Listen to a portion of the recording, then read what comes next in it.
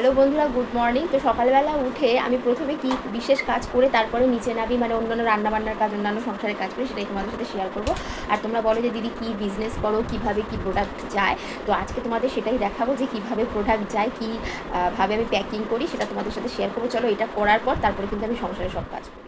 প্রথমে দেখো, আজকে 3-4টে প্যাকিং আছে, মানে ড্রেসের প্যাকিং আছে 3টে, আর বাকি অন্যান্য।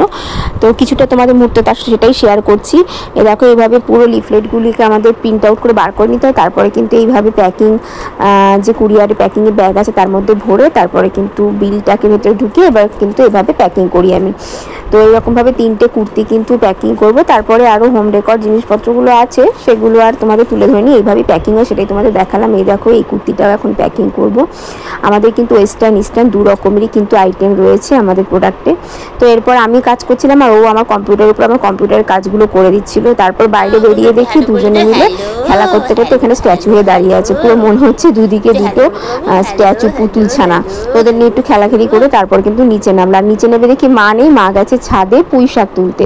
আসলে বাবা মানে ছাদের মধ্যে অনেক রকম শাক চাষ করেছে, তার মধ্যে পুঁই শাকের দানা ফেলেছিল, অনেকগুলো শাক একসাথে হয়েছে। এবার শাকগুলোকে ফাঁকা করে না দিলে না গাছটা বাড়বে না, ওই জন্য মা ছোটো ছোটো শাকগুলোকে, কচি কচি শাকগুলোকে তুলে আজকে কিন্তু রান্না করার জন্য নিয়ে আসছে। কি ভালো লাগে বাড়ির জিনিস খেতে বলো। আর এই দেখো, পুঁই শাক কিন্তু রান্নাঘরে এনে আমি কিন্তু রান্নাও চাপিয়ে দিয়েছি, সব সবজি দিয়ে একটা চচ্চড়ি মতো করছি, বড়ি দিয়ে, নিরামিষ।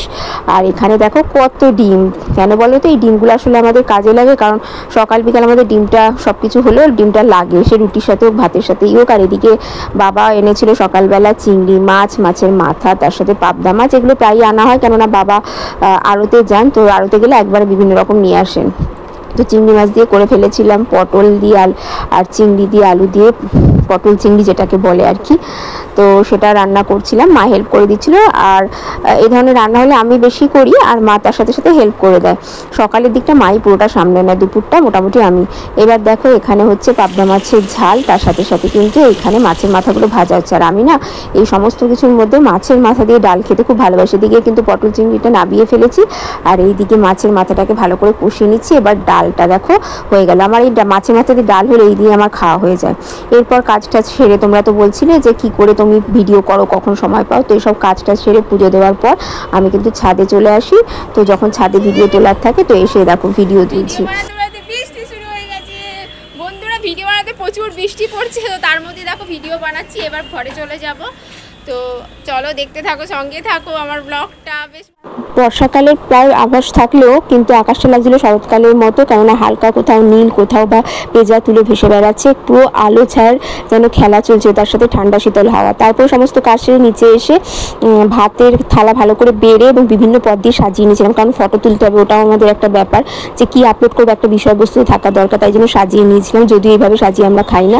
তো তারপর দেখো, একটা টোটোতে উঠে পড়েছিলাম, কোথায় যাচ্ছি সেটা বলবো। তবে টোটোটা কি অদ্ভুত ছিল, মানে মুখোমুখি বসার সিস্টেম ছিল না, টোটোটা পিছনে পিছনে ছিল। তাই আমার ছেলে বলছে, না একটু ভিডিও তুলে রাখো, কি সুন্দর দেখো টোটোটা। তারপরে যাচ্ছিলাম ব্রিজের ওপর দিয়ে, ব্রিজের এপারে আমার শ্বশুরবাড়ির, ওপরে বাপের বাড়ি। জানো, বাপের বাড়ির দিকেই কিন্তু আমার ছেলের নাচের স্কুল। আর আকাশটা এত সুন্দর ছিল, ওয়েদারটাও ভীষণ ভালো ছিল, বেশ ভালোই লাগছিল, ঠান্ডা হাওয়া, তার সাথে সাথে বেশ একটা আলাদা সুন্দর অনুভূতি। তো যাচ্ছিলাম ছেলের নাচের স্কুলে। এরপর কিন্তু নাচের স্কুল কমপ্লিট করে বাড়িতে এসে দেখি এরা দুজন বসে আছে, তো এদের সাথে একটুখানি নটখটি করছিলাম। এই দেখো, আয়নে ছোটো ছোটো ব্যাকপুষের কারগুলো আছে, সেগুলো নিয়ে ওরা প্রচণ্ড খেলতে ভালোবাসে। প্রথম তো ভয়ই পেয়ে লাফিয়ে ওঠে, তারপর আস্তে আস্তে যখন ধাতস্থ হয়ে যায় সেগুলো নিয়ে চলতে থাকে। এবং এই খেলাটা আমাদের আধ ঘন্টা 40 মিনিট প্রায় পেরিয়ে গেছিলো। তো যাই হোক, তারপর এখানে দেখি কাকিমা আমাদের সবার জন্য বানাচ্ছে হচ্ছে কাশ্মীরি আলুর দম। তো এই কাশ্মীরি আলুর দমটা আমাদের বাড়িতে হয়েই থাকে। আলুর বিভিন্ন প্রসেসই হয়, কারণ আলু তো বললাম, তোমাদের আগেও বলেছি যে হরিপালে আমার শাশুড়ি আর কাকি শাশুড়ির বাড়ি, তো ওখান থেকে প্রচুর আলু আসে। আলু দিয়ে বিভিন্ন আইটেম হলে আমরা একসাথেই সব খাওয়া দাওয়া করি মজা করে। তো এখানে কিন্তু কাকু দাঁড়িয়ে ছিল সঙ্গে, কাকু কিন্তু ডিরেকশন দিয়ে দিচ্ছিল, কাকু রান্নার কিন্তু ভীষণ পাকাপোক্ত। তো যাই হোক, এইখানে দেখো বেশ হয়ে গেছে সুন্দর জমজমাটি কাশ্মীরি আলুর দম। আর আমি কয়েকটা লুচি ভেজে নিচ্ছিলাম, খিদে পেয়ে গেছিলো, নিজের জন্য আর ছেলের জন্য কিছু ভাজছিলাম। তারপরে আবার মা কাকিমারাও হাত লাগিয়েছিল। আমরা সবাই মিলে যখনই কোনো কাজ করি একসাথে কিন্তু মিলেমিশে করি, এটা কিন্তু করার মজাই আলাদা। এরপরে দেখো, আমার লুচি ভাজার পর আবার কাকিমা মা কিছুটা করলো, মা আর কাকিমারাই লাস্টের দিকটা করছিল। তো যাই হোক, এবার দেখো ফুলকো ফুলকো লুচি আর রয়েছে দুধ পুলি একটা করে, তার সাথে কাশ্মীরি আলুর দম। খাবারটা কিন্তু আজকে দারুণ জমে যাবে, তো মজা করে খেয়ে নেব। তো চলো, আজকের মতো টাটা। ভিডিওটা ভালো লাগলে লাইক, কমেন্ট আর ফলো করে দিও।